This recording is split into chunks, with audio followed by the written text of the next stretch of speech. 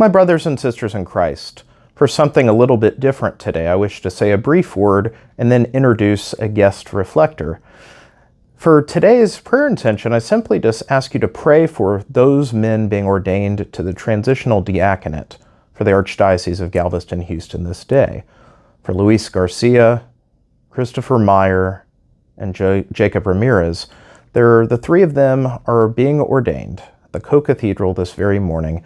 It's not open to the public due to COVID. It's open by invitation, but nonetheless to pray for them. These men are being ordained deacons with the expectation that next year they would be ordained priests for this local diocese.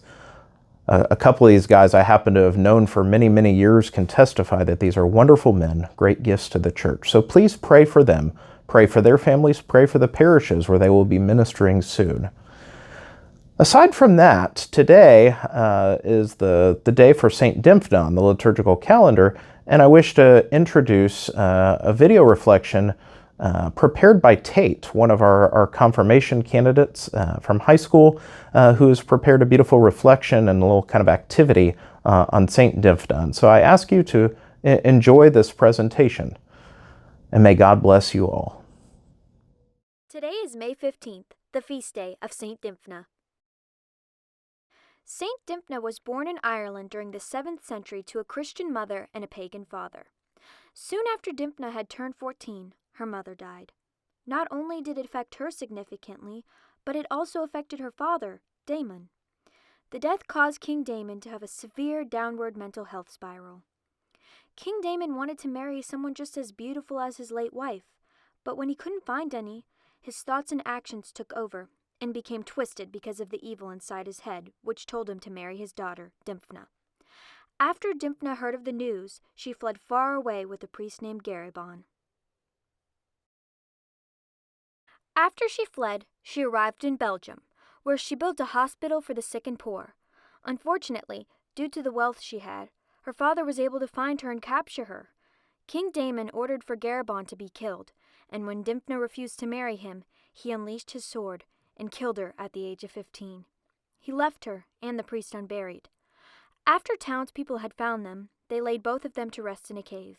Soon after, they bestowed upon Dymphna the crown of martyrdom.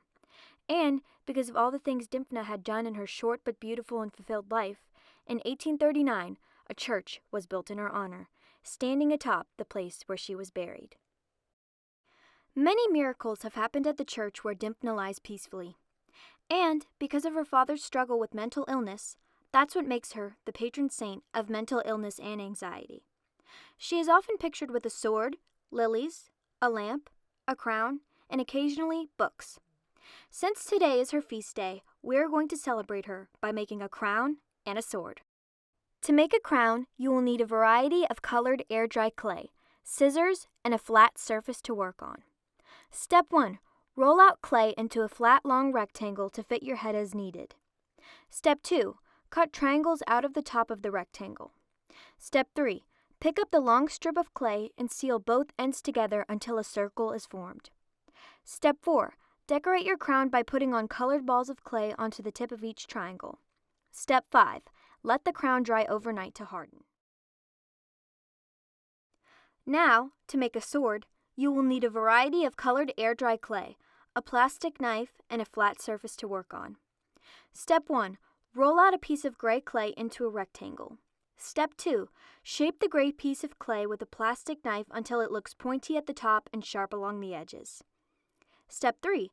Take another color of clay, I used blue, and shape it into a long trapezoid. Step 4.